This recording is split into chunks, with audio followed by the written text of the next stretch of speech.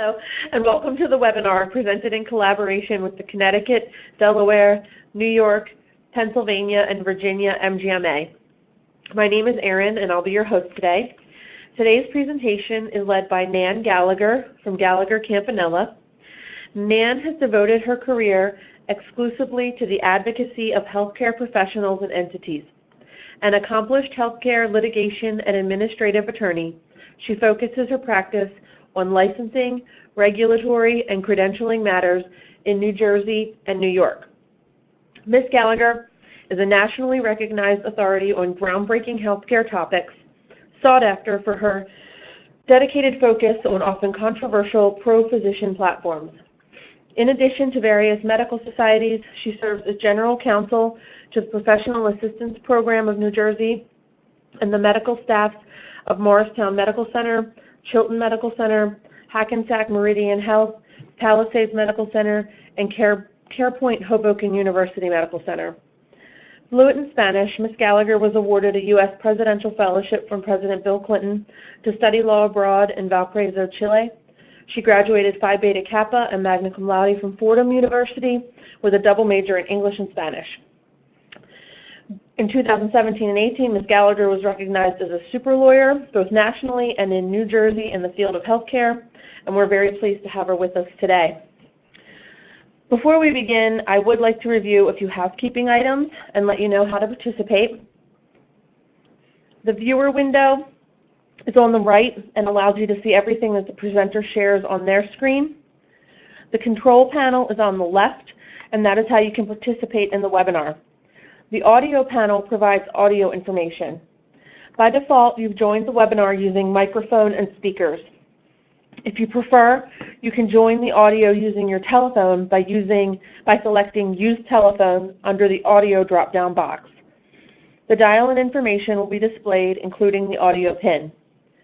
During the presentation, you can send questions through the chat box found on the left side of your screen. Simply type in your question and click Send.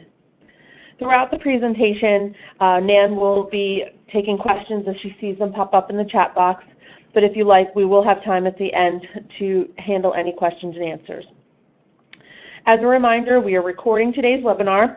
You can view the recording on participating MGMA websites. I would like to welcome Ms. Nan Gallagher. Thank you so much, and I wish all of you a happy afternoon. Let's learn about hiring and firing. This is one of the most hottest topics that I deal with in my practice, both as a healthcare lawyer and an employment lawyer. When I find that medical practice managers and staff, administrative level staff, even physicians, if we have any physicians on the phone, tend to get a little off-put by this subject. They don't know the right methodology to apply. They don't want to get sued, let's be honest. So I'm here to help lay out for you considerations for when you are hiring new staff, things that are often overlooked, but also how to appropriately fire staff. So that's buried into this presentation as well. And I am already going to promise you ahead of time, I'm going to tell you the key buzzwords that you need to use when you are firing staff to help insulate yourself from liability from the terminated employee. I'm seeing some comments pop up. You are absolutely going to obtain a copy of this presentation. I will defer to the association to get that to you. If the association would like me to send it out, please feel free to email me, which is nan@gchealthlaw.com. My contact information is on the last slide. So no worries, you will have this. The key buzzwords you need are not on this presentation slide, though. So keep listening, and I'll hold your interest. Thank you so much for the introduction. A little bit of extra background about myself. So not only do I represent medical staffs and societies, I want you to understand that that is, if you total all of the bodies of doctors, the societies, and the staffs I represent, you're talking upwards of almost 10,000 physicians. So I kind of know a thing or two about how to bring them onto staff and how to get them off of staff, not just in the hospital setting, but in the private practice setting, surgery center setting, etc. Below in the last bullet there, you see all these other items that I do. My experience is rather diverse, but I will tell you the most favorite part of my practice is employment law. So I enjoy helping medical practice managers guide them in terms of the process they need to follow to properly add staff and to remove staff from the practice, which hopefully makes everyone's job happier, because no one wants to be dealing with troublesome employees and no one wants to get sued. So often practices will hire me to fire staff or to draft letters from the practice to fire or terminate staff. So if that is ever anything you ever need, please feel free to reach out. We're going to talk about all the good things, the bad things, and the ugly things to consider when hiring and firing, but most important is to help trigger concepts in your mind that you may never have even thought of when doing both of these things. Primarily, what's most important when dealing with adding staff, and that would apply to adding physicians and adding ancillary staff. We're going to talk about that a little bit separately.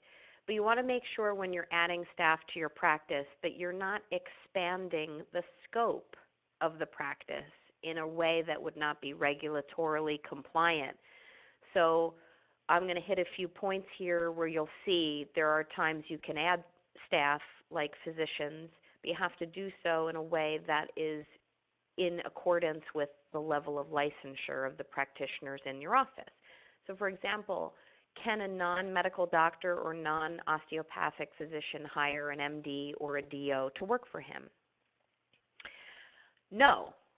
Physical therapists, physician's assistants, APNs, dentists, chiropractors cannot expand the scope of a practice in that way. They can't hire MDs or DOs to work for them. That is illegal. It violates a number of state and federal laws throughout the country. So hiring someone with an added or higher level license to complement the practice and to expand the scope of the practice, which may not be the practice's intentions outright. They can think of 100 different reasons why they're going to do it or say they're going to do this. They can't hire someone with a higher level license if the net effect is to expand the scope. So I will give you an example. I represent a podiatrist. He wants to hire a cardiac interventional cardiac radiologist. He wants to hire him thinking this is going to somehow expand the scope and bring money into his practice. He can't do that. Under various state and federal laws, that podiatrist must give an ownership interest in the practice to that type of doctor, someone with a higher level license. You can't just simply hire them as an employee. That would expand the scope of that podiatrist license. So there's like an extreme example for you, but from all different standpoints involving healthcare law, both criminal, civil, insurance, and administrative standpoints, there will be bodies of investigators looking at that arrangement. So most important point to consider there is, why are you hiring the person and what are you looking to get out of it? Can PT or physical therapists, PAs, APNs, doctors of dental surgery, all different types of dentists, chiropractors, can they hire another practitioner of the same specialty? Of course. Think of the even playing field. So when you bring on staff of a medical or dental nature, if you're adding someone with an even level license, that's fine. If that professional is to be hired in the same state they are practicing in, so let's hold telemedicine aside. I'm sorry, I see a note there that I'm very hard to hear. I can talk a little louder for you. If you are, please let someone shout out if the sound sounds better now. If you are hiring staff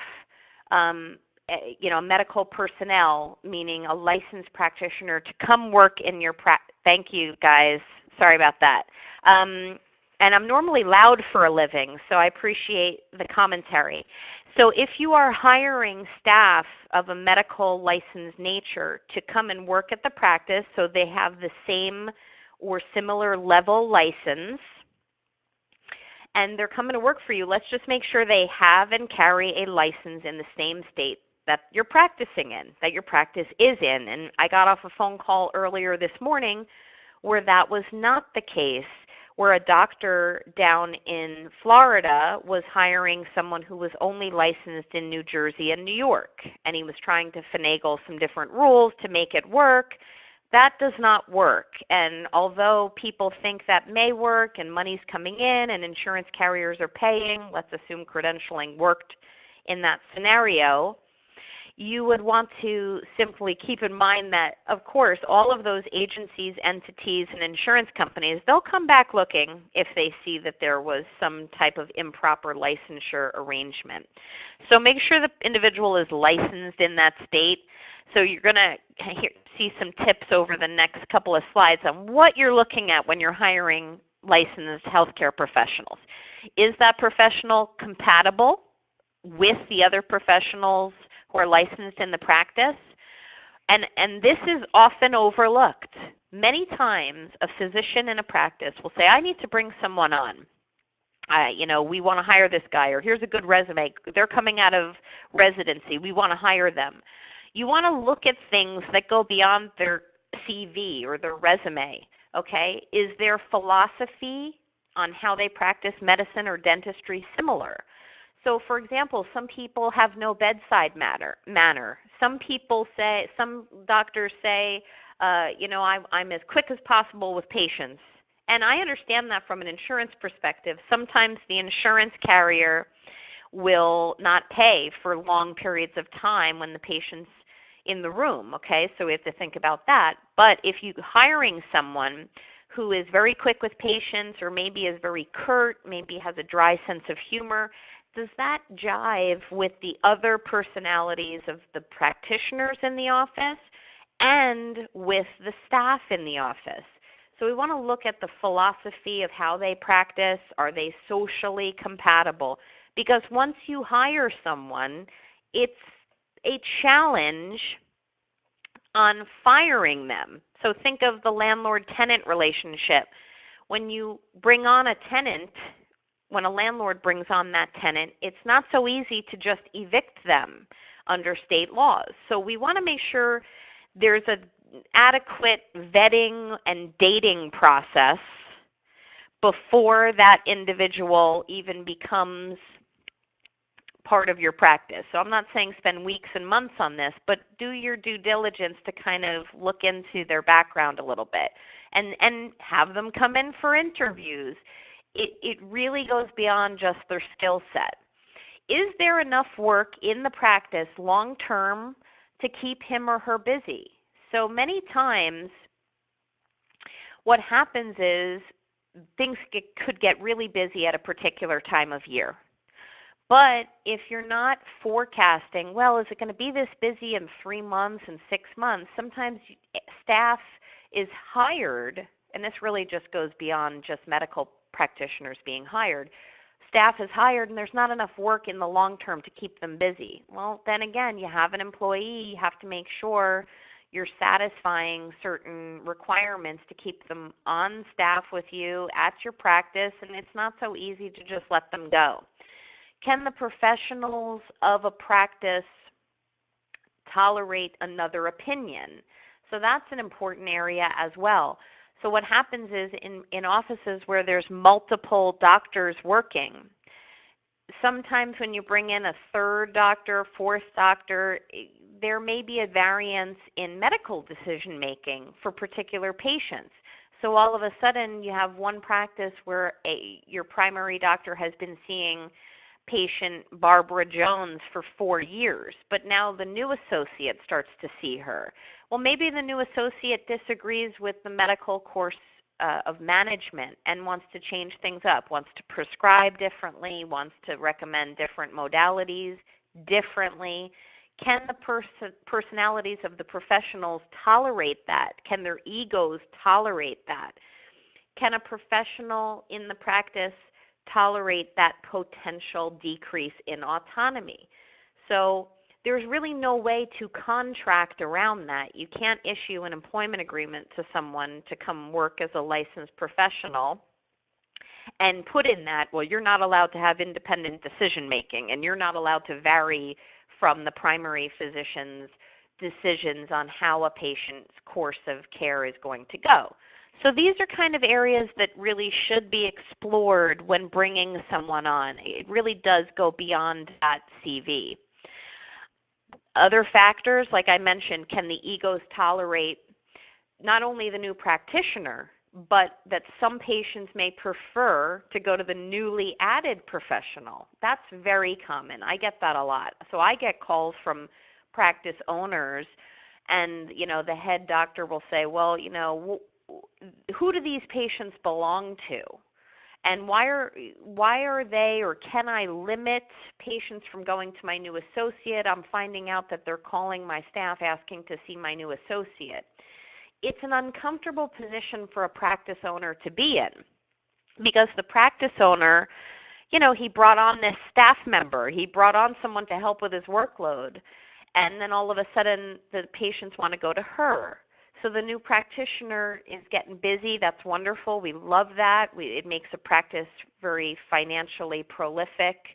But at the same time, how do I answer that question for the doctor? Technically, patients don't belong to anyone. The records of the patient belong, for lack of a better word, to the practice, but you really can't steer patients from one doctor to another within a practice. Patients never want to feel juggled. You never, as a practice owner, want to put any of your associates in a position where they feel like patients are being diverted from them, creating potential problems with their income that might be in accordance with their employment agreement. So can the egos tolerate the fact that patients may like the new doctor? Something that you really can't forecast, but think about it before you add that staff. Can office personnel be shared between the existing and the new professional? That's important too. That kind of goes back to the issue of, is there going to be enough work to go around? So we want to make sure there's appropriate number of medical professionals, licensed professionals working in an office, and we want to make sure that there's enough staff working in an office to handle both or 3 or 4 practitioners. So all of those considerations, you can't make them all at once. You may have to see over time if you need to add ancillary staff. But thinking about how things play out, you want to file that in the back of your mind. Thinking about the added costs that may be associated with adding new staff of any nature, whether you're ancillary personnel or you're a licensed medical practitioner. Are there new computers that need to be purchased? Does another license for the electronic medical record need to be purchased? Supplies, whether they're administrative supplies from Staples or WB Mason, or whether it's desks and chairs and so forth, cell phones. Are those costs going to be covered? So many times practices make a mistake, in my opinion, of saying, I'm going to bring on an associate, and I'm going to bring her on so I make more money. She'll be working on patients. There's now 2 of us. More money is going to come into the office, into the practice. I'm going to add all of these supplies. I'm going to add all of these costs. But patients are very fickle. If they feel that the primary doctor has kind of passed them off to an associate, the same happens in law. Well, a lot of doctors don't want me handing down or delegating work to some of my associates. They just want to deal with me or my partner. So patients and clients, to use the legal analogy, get a little off-put when there's some juggling going around. So you don't know, if you add staff, if patients are going to stay. Usually they do, and you don't know if the money that will hopefully be generated from adding the staff correlates with actual profit. So you don't want to bring someone on and lose money. You want to bring someone on into the practice and hopefully do well financially. It's okay to want to make money as a practice. It's okay. You don't have to break even all the time. And then also bringing on a licensed practitioner can enhance liability for the practice. Liability in a civil nature, whether it's, more hands on a patient, more opportunities for there to be malpractice, or if there's more chances for a state board violation. So if you have a state board violation that's committed by your new associate, well, you brought her on. You got to make sure that your new licensed staff knows the state board regulations in your state and is complying with them. So all of these enhanced liability risks, you have to weigh the cost-benefit analysis between the value of bringing on a new licensed professional versus the detriments, things like costs, personality and ego conflicts, liability risks, etc. Quick note on restrictive covenants for newly hired licensed professionals. Okay, so this is one of the things I also do. If anyone needs like an employment agreement drafted, feel free to give a call. It is highly recommended that any medical or dental practice have employment agreements for all of their newly hired licensed professionals. And in those agreements, we also recommend that there be restrictive covenants in them. So for those of you who don't know what those are, these would be terms in an employment agreement that set some restrictions on what happens if there's a breakup. So think of an employment agreement as a prenup. Everything's happy, everything's good, everyone's hopeful, but in the event that you divorce, you want to make sure that the breakup is amicable and that there's no undue stresses that will occur with respect to my associate set up shop 5 miles down the road and has been diverting all of my patients, or they are calling all of our patients. They are infringing on our practice. They are maligning or saying bad things about our practice. Whatever those things are that you would want to restrict when someone leaves your employ, put them into the employment agreement. These types of covenants are permissible in most states. They must be reasonable. So if they're reasonable in terms of how long a person cannot work within a geographic zone, what is the geographic zone, excuse me, these types of restrictions must be reasonable. So it varies by state as to what judges think is reasonable for a time and space restriction. However, there's no law in each state which says if someone leaves your employment at a medical practice, they can't work in the geographic zone for X number of years or X number of miles. There's no law that says that, and courts will come in if there's a lawsuit stemming from an infringement on a zone or time, and they will often what's called blue pencil. Courts will come in and blue pencil employment agreements to try to hash out what is reasonable. So, for example, you can't have an employment agreement that says that if the employee leaves, whether they've left on their own or otherwise, and they can't work anywhere within 25 miles of your office for 10 years. That is unreasonable. Most states, this is most states recognize that 1 year and 5 miles is a typically acceptable restrictive covenant. 1 year and 5 miles. Does that mean that your employment agreements shouldn't have anything less than that or more than that? No. You can ask for 2 years. You can say 2 years, 10 miles. But as far as where the courts might come in if there's a lawsuit, it's usually boiled down to 1 year, 5 miles. And there are some differences there and variations based upon New York, for example. In New York, obviously, there's the Hudson River, and then there's the George Washington Bridge, and all of a sudden someone's working less than 5 miles away, but they're over the river. So courts actually look at topography and geography when they're making this analysis.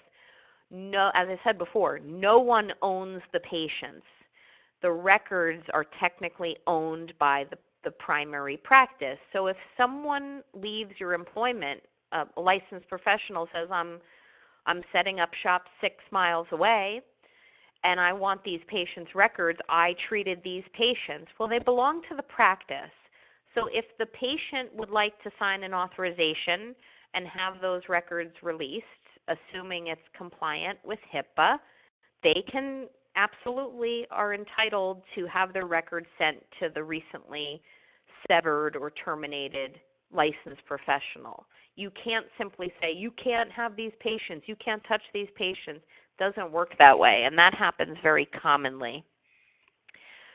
When thinking about a restrictive covenant, you absolutely want to take into consideration balancing protecting the practice interests and the public right to choose their own doctor. So, word to the wise, a medical practice should never let a patient get caught in the crosshairs of a dispute with perhaps a terminated associate. Patients do not want to be in that battle. There shouldn't be discussions with the patient like, hey, you want to stay with us? There shouldn't be a refusal to send records to that associate at a competing practice, assuming it complies with restrictive covenants. If a patient gets wind that they're being caught in a tug of war, the first thing they will do is leave your practice. You'll never see them again, regardless of where they go. And often they file administrative complaints. So we never want the patients to feel like the children of a divorce. With respect to ancillary personnel, your other staff, your non-licensed healthcare professionals, always want to consider, this is just advice, it's not the law, you want to consider where your practice is located. If it's in an area where there's another primary language spoken, for example, perhaps Spanish, it is wise to hire an individual who speaks that language, who kind of sits at your front desk. So I'm not telling you to profile. I'm not telling you to discriminate. And certainly you want to make sure you don't profile and you don't discriminate.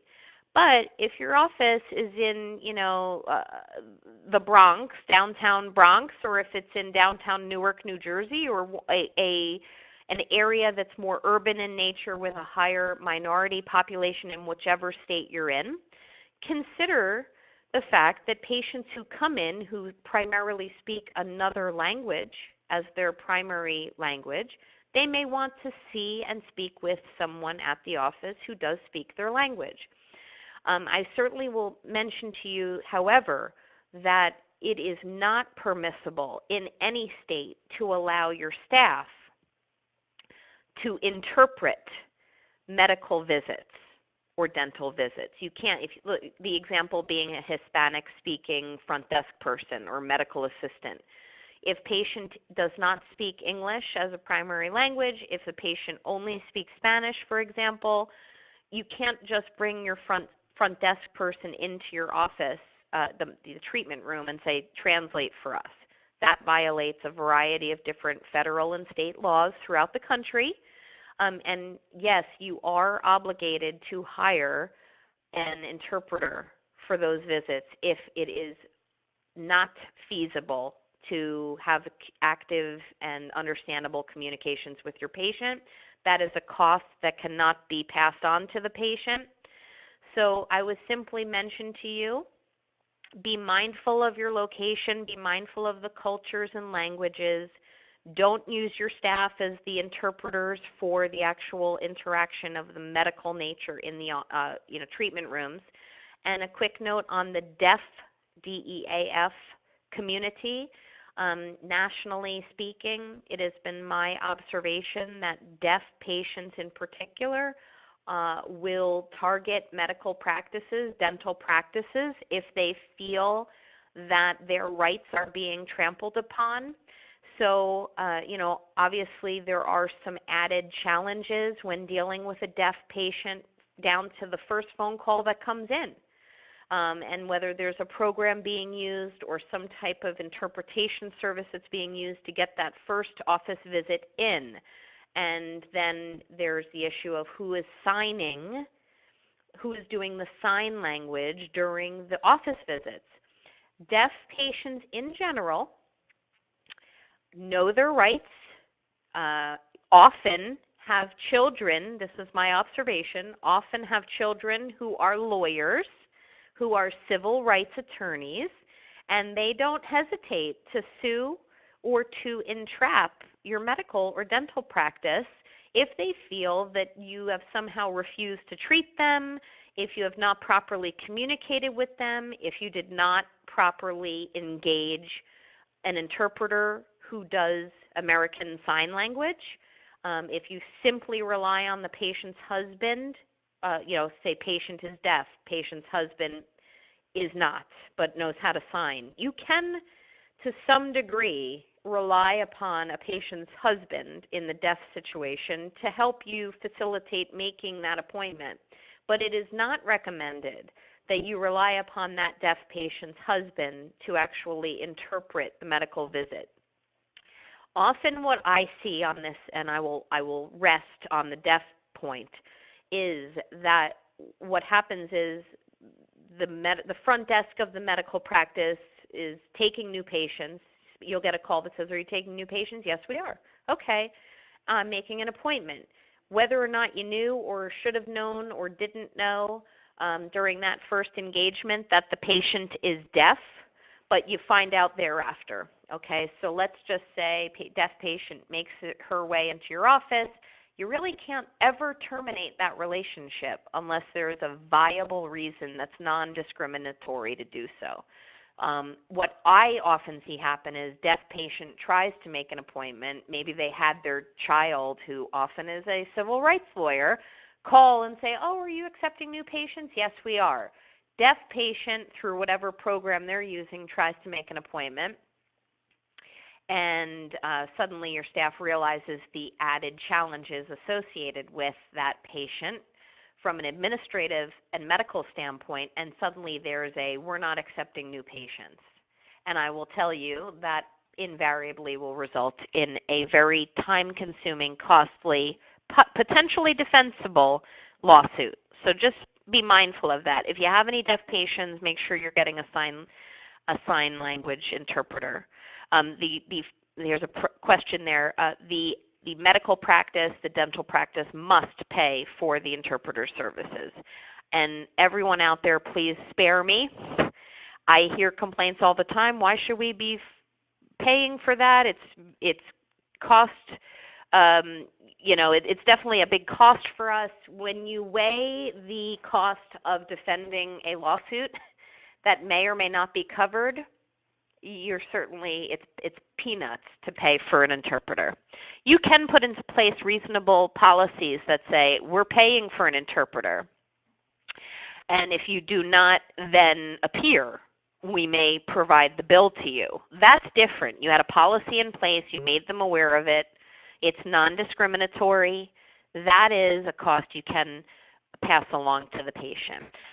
So under the ADA, simply when hiring staff, you do not have to hire someone if their disability will interfere with the performance of their job duties. You don't have to hire them, okay? If that disability will interfere with the performance of their job duties. I recommend that all medical and dental practices have written job descriptions. So that is something that a lot of practices just never get around to doing. We do provide that service for practices because it's very useful to minimize liability. But setting forth job descriptions and the expectations of work from an employee are key if you want to fire them. So you can then point to it and say, hey, you're not upholding what we said. We need you to be working the front desk and doing X, Y, and Z. We need you to be accountable. We need to make sure that you're not being flip or rude to our patients. We want to make sure you're doing X, Y, and Z, and you didn't. Therefore, we are terminating you. So it's very helpful to have them. If the job applicant's disability will not permit them to do their job, even with some type of, quote, reasonable accommodation, then there's no violation of the ADA. So reasonable accommodations that a practice would be expected to do for someone who is disabled is installing a ramp, perhaps for someone who has a wheelchair or is walking with a cane, tactile labels for people who are visually impaired, and modifying certain equipment to help the individual work a little bit better. Those are reasonable accommodations. And under the Americans with Disabilities Act, those are areas that you can't just say, I refuse to do this. The courts will apply a balancing test, and the administrative agencies that monitor discriminatory and disability violations, they'll do a balancing test, and they look at each case on a case-by-case basis. What is the cost of putting in that ramp? The difficulty of the accommodation for the disabled person to perform his or her essential job functions. Did the person really need that ramp, or did they not need that ramp? The different agencies will find against you, your practice, and force you to reinstate certain employees who you may have terminated with back pay if they feel that you have violated the Americans with Disabilities Act. So I cannot stress enough, when you terminate an employee if they've suddenly developed a disability. So, for example, it's typically the person working for you who had the car accident, and suddenly they've come back, maybe they've gone out on disability, maybe they haven't, but they're just not performing the way they used to. If you terminate them, I cannot stress enough, give a call. I'm happy to help walk you through that. It's a danger zone, okay? And people know their rights or think they know their rights, and whether they know them or not, it's so easy nowadays to just fire off a complaint to the state board or to, each state has its own ethics committees and ombudsman's offices and, health grades online, vitals.com, Facebook pages, Google reviews. You just want to make sure you're doing it properly, okay, because it's very hard to get those bad online reviews off, and it's kind of challenging for a medical practice to just dispute allegations when a disability is involved. So word to the wise, I would certainly reach out to someone who can give you some solid advice on that. When you are hiring or firing an employee, always subscribe to the old adage, the best defense is a good offense. Keep well-documented personnel files for all employees and be overly specific. Write it down. So, for example, if you are looking in time to fire someone or you're starting to see a pattern of behavior, oh, sorry, sound going down again. Someone shout out if you can hear me better. If you are looking to fire someone, or you're starting to see a pattern, thank you. If you're looking to see a pattern of behavior with someone, so you kind of say, well, they're suddenly not coming in on time, they're calling out sick, whatever it is, start documenting. I'm not saying you have to issue reprimands. I'm not saying you have to issue written warnings, okay? You don't have to do that unless your employment handbook in place says that. But start sending emails even to yourself. Or if you're the office manager, send it to the doctor. Email yourself, email the doctor. You don't have to put the employee on notice unless you've got a handbook that says you do. But certainly be in a position where you're documenting internally, hey, Madeline is showing up late again. Madeline is always sick on Fridays and Mondays. Yet again, another Friday when Madeline seems to be suffering from back pain. Okay, document those things. Social media. I was walking through the office the other day and I saw Madeline on Facebook yet again. Having good documentation fires you up, pardon the pun, to fire her, okay? If you have no documentation, and that's the call I get a lot. I hear the story. I hear 100 different reasons why an employee should be fired.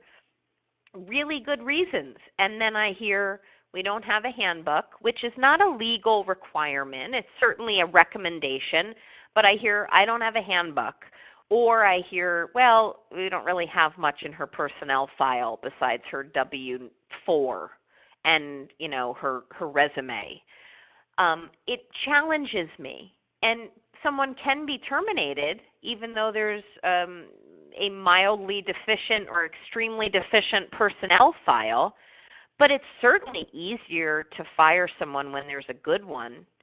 Okay, and it also is easier to defend a potential lawsuit when there's a good personnel file background. So like I said, I don't care if you email yourself, but I always recommend that practice managers set their calendar, whatever program you're using for your practice management or your email, but set your calendar or set your iPhone once a month to email yourself or email the doctor or one way or the other if you have any observations about someone's poor performance, okay, just to kind of circle back and make sure you've shaken the trees and better documented if there's been deficiencies in performance.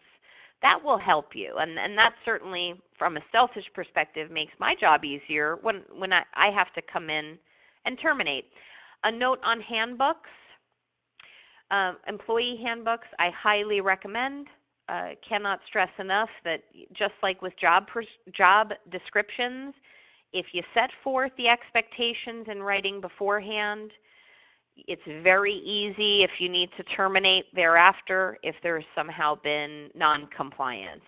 The same with policy and procedure manuals in your office, things like office policy that may not be in a handbook, an employee handbook, but some policies in a manual will say something like, we're a dermatology practice and we have to follow up on lab results X number of days after specimens are sent to the lab. And let's say your staff member doesn't do that. Well, I need you to make sure that you've somehow, or I would like you to make sure you've somehow documented in a manual, this is our policy, and you knew it, Madeline, and you didn't do that. You didn't check, and now we're going to terminate you. Okay, so setting up the playing field ahead of time is always better for you. So there's a question, are you obligated to give a copy of your warnings to employees with performance issues? The answer to that is no. You don't have to at all. They don't need, I would recommend that it's just human nature that you tell an employee if you're having a problem with them. Call a meeting or remind them with an email and say, look, you're doing this wrong. We've talked about this. Or, hey, can I pull you aside? Come into my office. I'm noticing this. Or the doctor sees you're on the phone all the time. Patients have complained. Whatever it is, it's human nature. The behavior is not going to improve unless they know. Okay, so I always recommend you do at least talk to your staff. And the really good employees will change behavior. If you warn someone, whether it's in writing or verbally, and maybe they're improved for 5 days, but then 2 weeks later they're back to their old song and dance, well, then you know this person is always going to be chronically late or always surfing the internet or whatever, being the instigator at the water cooler. This kind of process of communicating complaints and seeing if there's improvement or not certainly helps balance the practice and make sure if they're going to sue you that you've insulated yourself from liabilities. The only caveat to that is, like I said, if your handbook sets forth a warning system in writing that says you will get this warning and that warning and this warning. I was looking at a manual the other day that had that structure. I cringed. I was like, whoa. I I don't want any employee to have like a number of chances. You know, my father raised me and to say with this saying, he said, "We're playing European baseball. 2 strikes and you're out." And I would always subscribe to that. So 2 strikes and you're out, 2 strikes and you're out. So I would say don't really hit them over the head with what you're observing, but mentioning it to them is always helpful. I do recommend that you take background checks and conduct them on all of your professionals and ancillary staff. This is self-explanatory. That includes checking their social media, if they're a licensed professional, making sure their license is valid, unrestricted, they're not on any exclusion lists, checking to see where they're credentialed, is their CV accurate, was there any potential prior discipline, making sure the National Practitioner Data Bank profile is accurate for them, and if you don't have access to it, ask the doctor to provide you with a self-query. He can run a self-query about himself and send it to you. Check with the doctor if he's been recently audited as well. So from a financial perspective, audits tend to travel with the doctor.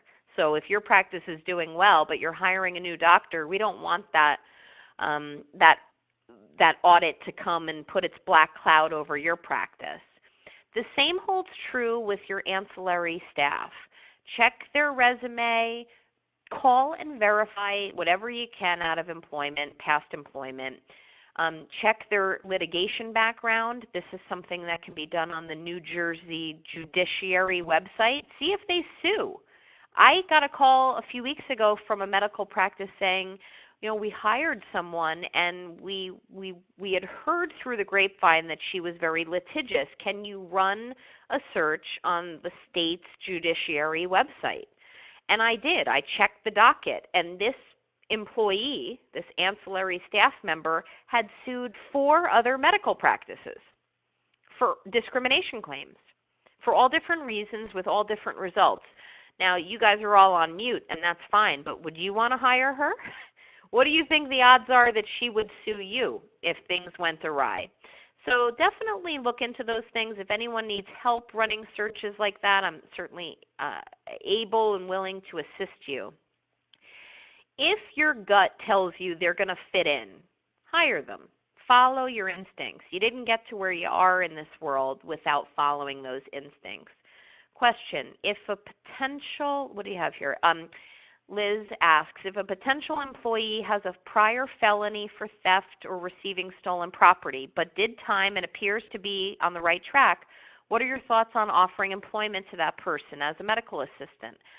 Under those facts, I'm okay with that. I mean, criminals can be rehabilitated, and if something were to happen to one of your children, for example, say they had this type of felony and they served their time, well, then I certainly would tell you, you know, you would want your child to be hired.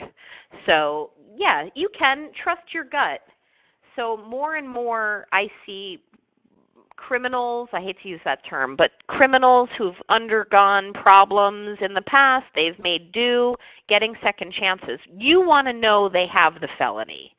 That's the most important thing, okay? And if they steal your property, shame on you, right? All right, folks, so we're nearing the end, but you know, and I'm going to answer all your questions, but you know I've been doing this kind of simultaneously. So feel free to issue any more questions as we're nearing the end here. But here's the juicy stuff, okay? This is what you all are sitting there maybe having lunch, waiting for the good stuff. How to fire an employee, all right? So firing that employee, like I said, personnel file is your best defense there. Have one. Have written job descriptions. It's crucial. Making sure you're able to measure the employee's poor performance, whether he's a doctor or whether he's a staff member, to expectations is critical. Try to play nice if you're firing the individual and minimize any negativity. Nothing good ever comes out of firing someone when there's name calling and there's, why are you doing this? I've been here 10 years. What's going on? I'm so hurt. Is this because I did X, Y, and Z? And, oh, please stop it, Madeline. I'm not getting into this with you. You've been doing X for so many times and so many years. Nothing good comes of that. Also, don't let any type of termination period descend into name calling, okay? So you cannot control your employees' actions, but you can control yours. So as a primary example, I often am brought in to fire people. They know me as the cleaner in my office, so I don't know if that's a compliment or a curse, but I do get invited into practices to terminate people. And it's kind of interesting because when I go in on good occasions too and bad occasions. So people staff members often look at me like, oh my God, is she going to fire someone, or is she here to just do our training for X, Y, and Z? It's always funny. I laugh about it. But when you have that episode where you're firing someone, whether it's me doing it or the practice manager or the doctor, that employee is going to be hurt, stunned. Maybe they had every reason to expect it, but they always need information. They want to know why you're doing it. They want to know what's this about. They want more information. They may start calling names or getting emotional. You may see tears. Don't let it get to you. Poker face, okay? Don't fire back. It's not a courtroom. You don't need to tell your story. You certainly don't need to listen to theirs. So I'm going to give you the key words that I recommend practices say in most instances on how to terminate someone properly. I am telling you this varies, but this is a good rule of thumb on how to properly terminate someone. First, before I tell you the buzzwords, have this prepared in a letter. When you fire someone, bring them into your office or the doctor's office. Bring them out of view of other people. Do it in person. Don't do it on the phone. And have a letter written that you give to them after you verbally terminate them. So the letter is going to be short and sweet, okay? However that is going to be worded, I'm happy to take a look at it. Okay, I'm going to give you some tips now in wording, but that is a short and sweet letter, which often will say if there's restrictive covenant expectations, put that in there. But here's the buzzwords. The needs of the practice have changed, and we're going to have to let you go. The needs of the practice have changed, and we're going to have to let you go. So do I think that needs to be in your letter? Yes. Please be advised that on this date will be your last day of employment. Please return any property of the practice that you have not have at your home, etc. The needs of the practice have changed. We will be letting you go effective this date. Try not to use the word fired or terminated in that letter. Just letting them go. It leaves open questions as to whether you're laying someone off or terminating them, which may in and of itself prevent some confusion, but it's certainly better than saying, you're fired. I don't like the terms you're fired. The needs of the practice have changed, and we're going to have to let you go. Certainly there's variations on that, but that's the best approach. If you have former employees who you have fired, they are risks to you. That's why you need to do this properly. They file lawsuits, board complaints, they complain to insurance companies, different agencies, police. So people have hard feelings when they're broken up with, so to speak, or divorced. So I always want to let practices know that's why you want to do it properly, okay? And there's workers, unemployment that comes into play. Did you lay someone off versus fire them? However, all of that can be handled in the aftermath properly. But certainly keeping a record of their poor performance, not specifically saying we're firing you because of X, Y, and Z, just keeping it bland, having it in writing. You can always supplement anything, unemployment applications, or disputes, or any type of situation where you're being sued. You can always supplement later. if you're terminating for cause, why would you say the needs of the office have changed when it may be based on their performance? Again, this is a general rule of thumb. When you say the needs of the practice have changed, we're going to let you go. We're going to have to let you go. And you're not identifying poor performance per se in writing. Statistics show it will lower the chance of you being sued. If the employee sees that you have taken a position on their performance or their attendance or whatever it is, if they have a valid defense to it, they'll go right to whatever agency they need to assert it. So if you say, you're just not showing up on time, or you're always on social media, or you've done X wrong, you've done Y wrong, once you put it in writing or once you say it to her or him and articulate it, their mind starts running and they suddenly take what you've told them, your position, and they run with it. They say, well, they claim this, but I did that. Here's my phone records. This shows I wasn't on social media. It's just better to be bland. So I'm not saying you can't tell them things if there's subsequent discussions or anything like that, but you want to always let someone go by being as bland as possible, especially in writing. You don't need to prove your case to anyone. Next question. How long does an office have to keep ex-employment personnel files for? That varies per state. I highly recommend 5 years, but that does vary by state. So just a note on sexual harassment, by the way, have a sexual harassment policy.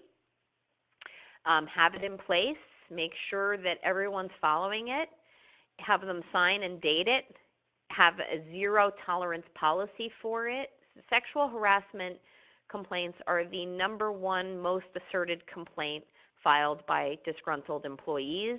So I recommend that you have clear transparency on that front and do not tolerate it in the office. Just to recap, be very judicious and contemplative before you hire. Have a handbook. Maintain detailed personnel files. Ensure and document proper employee training. Best tip you're going to get today, buy a pizza for your staff every now and then and say thank you, because that will help minimize potential lawsuits thereafter. If you are ending that employment relationship, do so properly, timely, and appropriately. So while on that subject, last thing I will mention to you is don't allow conditions that you see are problems persisting for long periods of time, and don't allow one person to do it, but you're enforcing it as to another. So you want to be very even-handed and homogeneous. So Peter, Nan, can you go back up and look at Linda's question about right-to-work states? I apologize for that. I did not see that. So Linda, in a right-to-work state, Virginia, I thought you could just terminate without reason, quote, just not working out.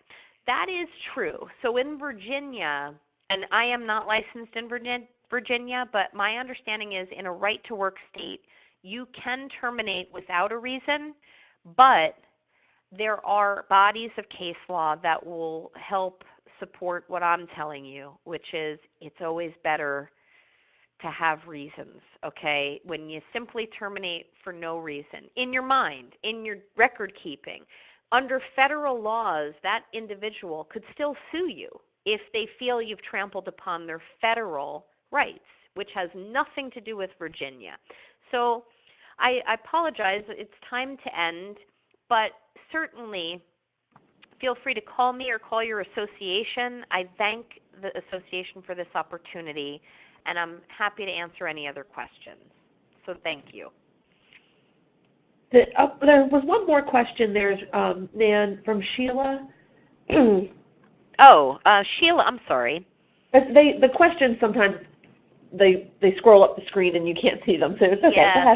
So Sheila, regarding the ADA, is there a monetary measurement utilized by the courts by which they measure whether or not there is an undue hardship for an accommodation? I have the impression they look at whether the cost falls above or below a percentage of the gross revenue of the practice. The answer to that is I'm not certain. I would certainly, Sheila, be happy to circle back and check. The ADA has changed. It also has been applied differently by state, federal courts, meaning the circuit courts in all of the different sections of the country. I will tell you this, Sheila, I'm happy to get you an answer hereafter, but most importantly, the courts will apply this balancing test, and they're going to say, what is the risk, what is the cost, and is it worth it? Could they have done this for the person? If the answer to that is yes, they could have done this, you're likely going to face some liability. But I'm happy to circle back with the association and get you a direct answer. And Nan, can you repeat your buzzwords one more time for us? Yes. So again, this will vary, okay, but the general rule of thumb is the needs of the practice have changed, and we're going to have to let you go. I think that's the takeaway, right, Nan? It is that, and you need to buy your staff a pizza every now and then. But certainly remember, folks, like if there's a case-specific instance you're having, just reach out to your association. Such a wonderful resource, and or me, and we'll get you some more specific answers as to what to do. Well, thank you so much for joining us today, Nan, and thank you to all of our attendees. The link to the recording and the presentation itself will be distributed by each state affiliate through your email. Following this webinar, you will be sent 2 brief surveys. One will ask you to rate the webinar using a 5-star scale. Then you'll be sent a separate email and link to our online webinar survey where you can provide us with feedback about today's presentation. Please take a few minutes to complete both surveys. If you are a non-member, please consider becoming a member of your respective state affiliate. This concludes our webinar. Thank you for your participation and have a great day.